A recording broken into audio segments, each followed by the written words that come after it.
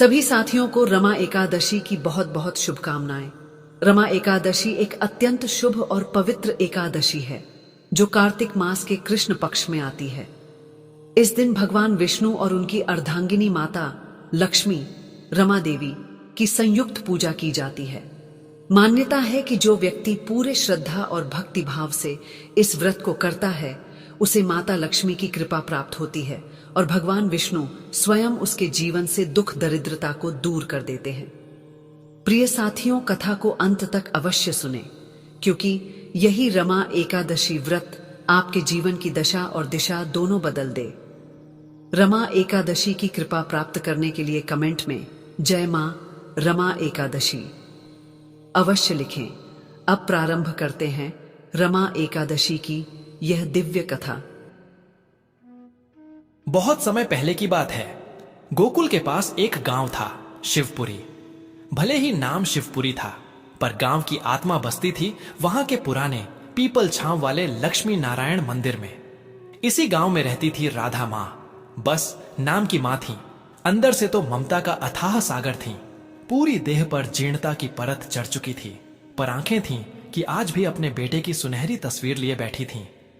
राधा मां के जीवन का एकमात्र सहारा था उनका बेटा विनायक, जिसका अर्थ होता है विशेष नायक।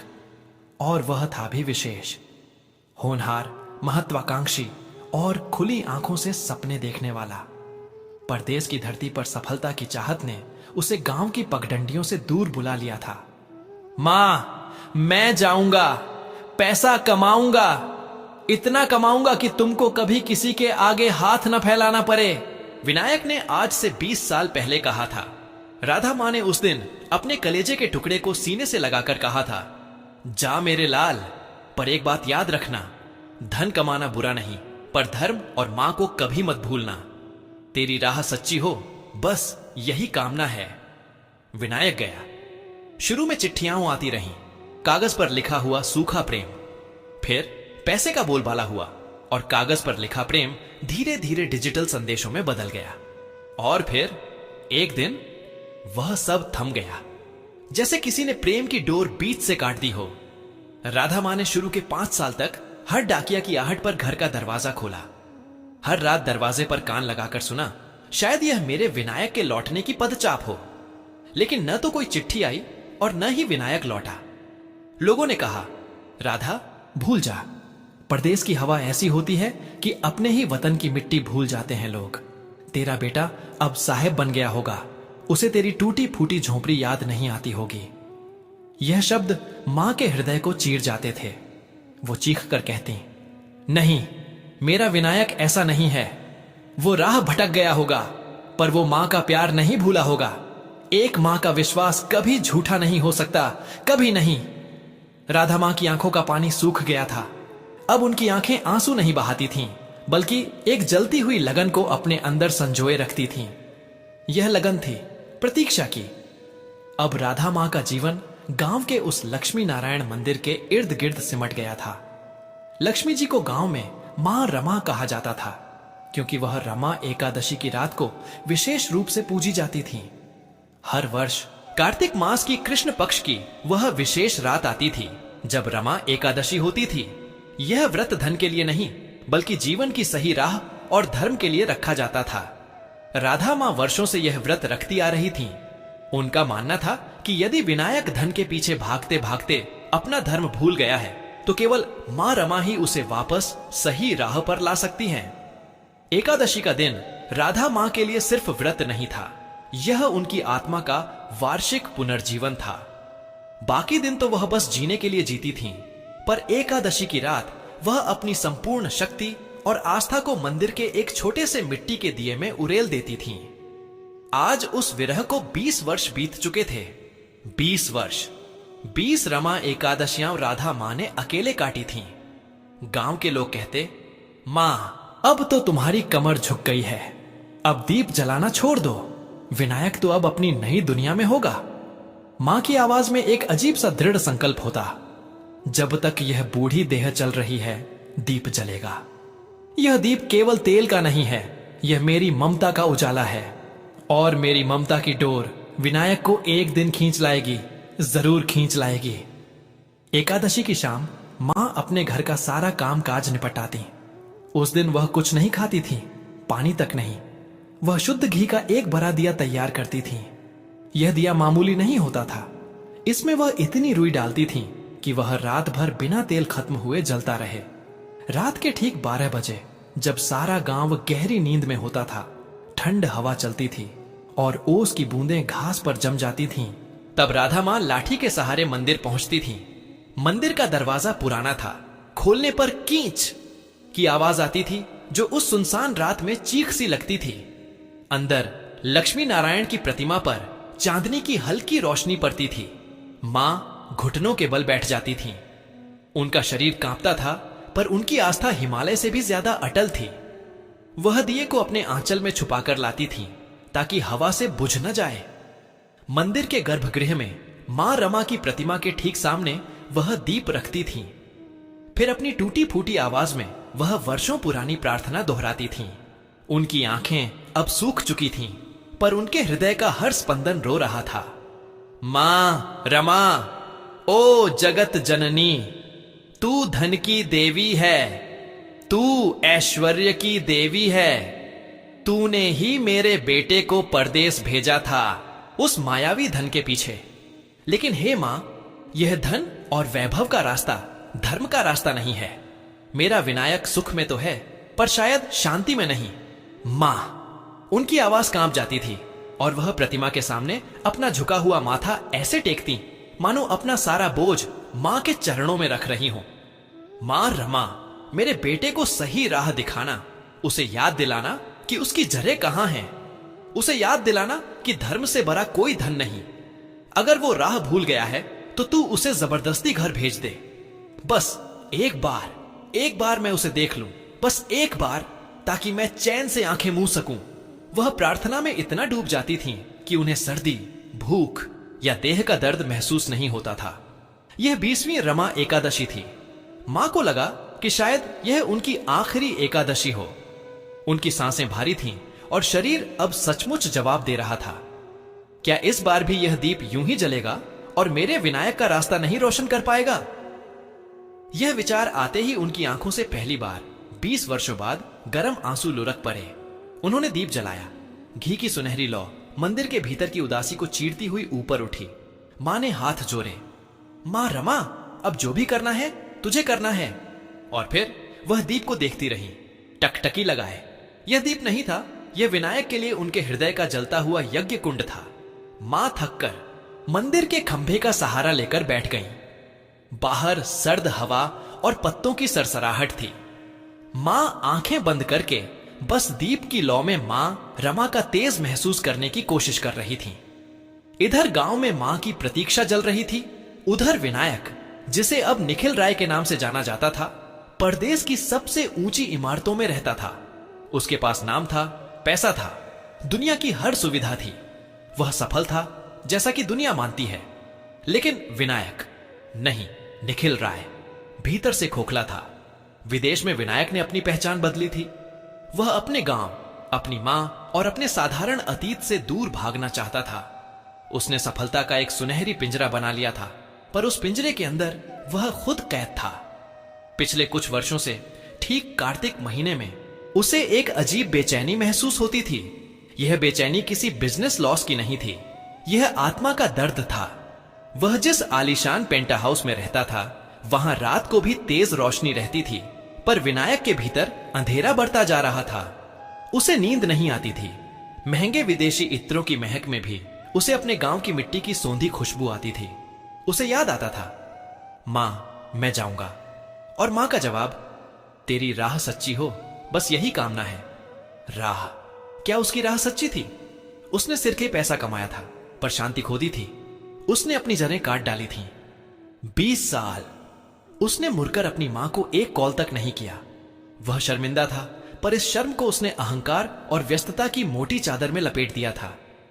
अब क्या जाऊं, मैं इतना बड़ा आदमी हूं और मां की झोंपड़ी। पिछले कुछ वर्षों से उसे रमा एकादशी के आसपास अचानक डर और घबराहट होने लगती थी। नींद में उसे अपनी मां की रोती हुई धुन सुनाई देती थी, जैसे कोई बूढ़ी आवाज कह रही हो, सही राह दिखाना।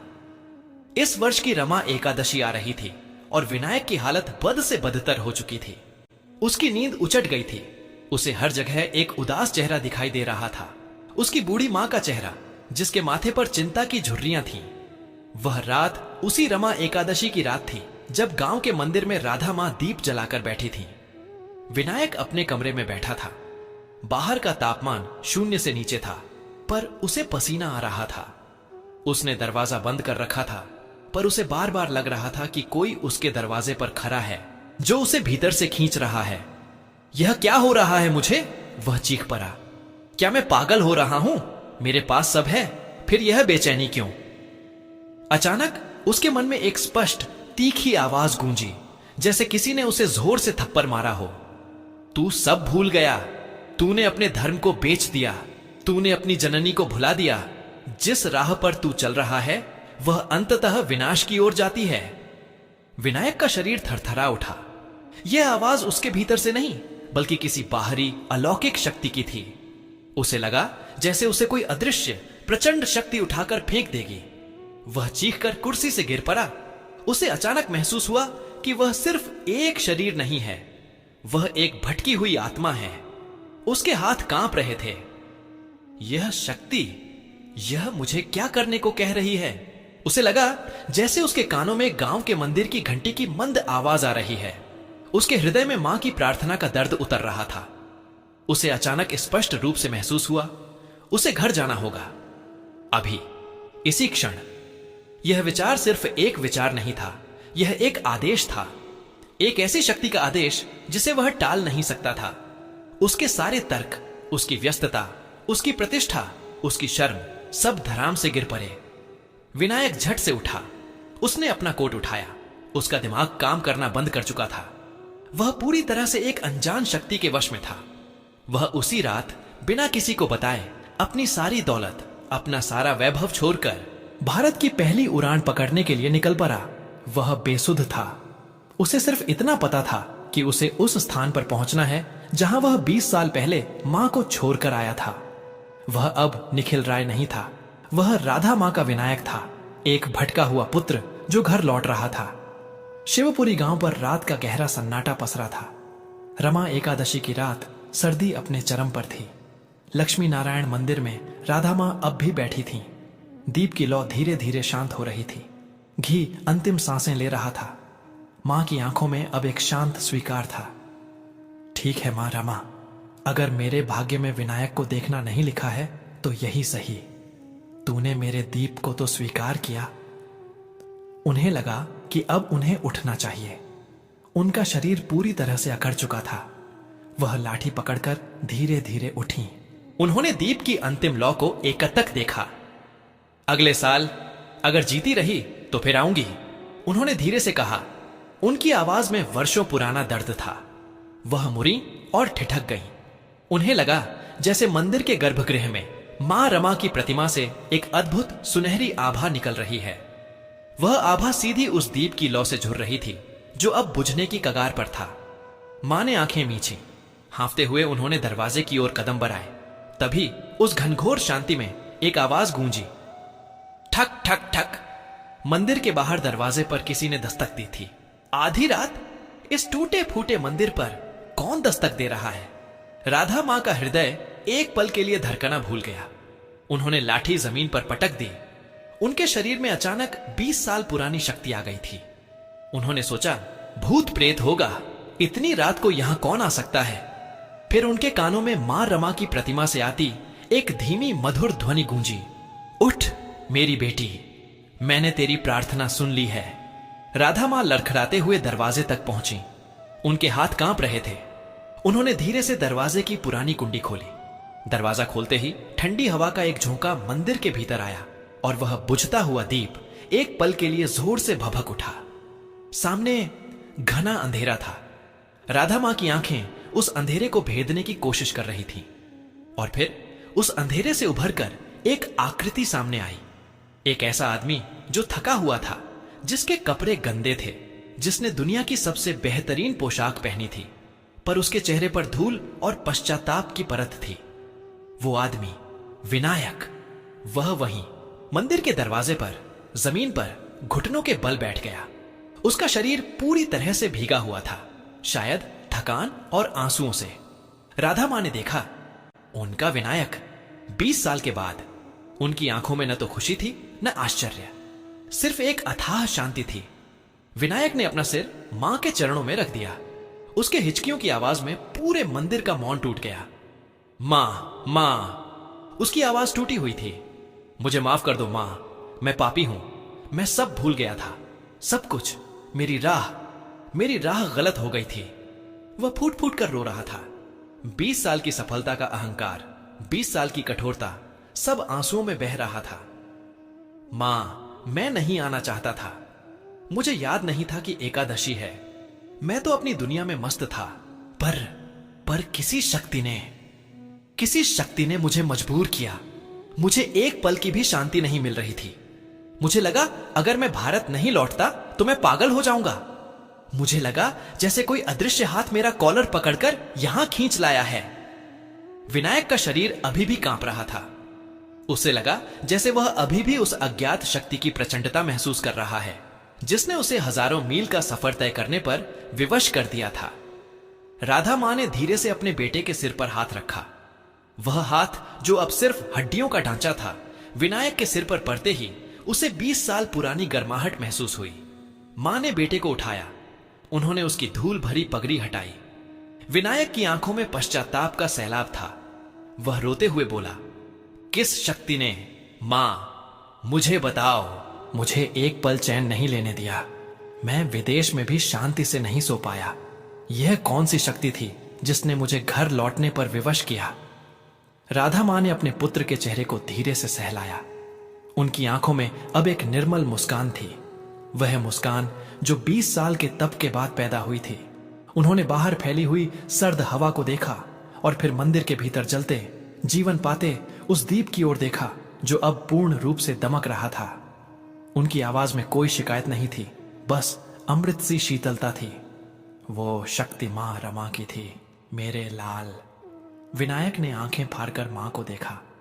राधा मां ने धीरे से कहा, मैंने रमा एकादशी को धन नहीं मांगा विनायक। मैंने हर साल हर रात मांगा कि वो तुझे सही राह दिखाए। तूने धन कमा लिया था पर राह खो दी थी। यह दीप, यह 20 साल से जल रहा था। मेरी ममता का ताप था इसमें। मैंने मां रमा से कहा था कि अगर मेरा विनायक खुद नहीं लौटता तो तू उसे जबरदस्ती घर भेज दे। मां रमा ने मेरी सुन ली बेटे। वो धन की देवी हैं, पर उससे भी ज्यादा वो धर्म और राह की देवी हैं। उन्होंने तुझे वापस खींच लिया क्योंकि बेटा। राधा मां ने विनायक के आंसू पोंछे और उसे सीने से लगा लिया, क्योंकि मां का प्रेम इस पूरी दुनिया के ऐश्वर्य से भरा होता है और माता पिता की प्रार्थना की शक्ति इस परदेश और इस दुनिया की हर शक्ति से बड़ी होती है। विनायक मां के सीने से लिपटकर फिर रो पड़ा। इस बार ये आंसू सुख के थे, पश्चाताप के थे और सनातन धर्म के उस अटल विश्वास के थे जिसने उसे भटकाव से खींचकर वापस अपनी जर्रों तक पहुंचा दिया था। मां ने धीरे से मंदिर के भीतर देखा। दीप जल रहा था। मां रमा की प्रतिमा मुस्कुरा रही थी। विश्वास की इस डोर से बंधा हुआ विनायक उस रात अपनी राह पर वापस लौट आया। यह केवल एक बेटे की वापसी नहीं थी, यह आस्था की जीत थी, ममता के तप की पूर्णाहुति थी। मां रमा ने केवल बेटे को नहीं लौटाया था, उन्होंने उस बेटे के भीतर के धर्म को भी वापस ला दिया था। प्रिय साथियों, इस वीडियो में रमा एकादशी की पावन व्रत कथा यहीं पर समापन होती है। हम कामना करते हैं कि भगवान श्री हरि और माता रमा देवी की कृपा आप सभी पर बनी रहे। आपके जीवन में सदैव सुख, शांति, समृद्धि और सकारात्मक ऊर्जा का संचार होती रहे। यह विशेष दिन न केवल भक्ति भाव से भर देती है, बल्कि हमारे जीवन में एकता, प्रेम और आस्था का संदेश भी लेकर आता है। रमा एकादशी की व्रत कथा को सुनने के लिए हृदय से धन्यवाद। कृपया अपने विचार और अनुभव कमेंट्स में अवश्य साझा करें और जय मां रमा एकादशी लिखना न भूलें। आपके द्वारा किए गए कमेंट्स न केवल आपको प्रेरित करेंगे, बल्कि अन्य दर्शकों के लिए भी भक्ति और श्रद्धा का स्रोत बनेंगे। जय माता रमा जगत जननी।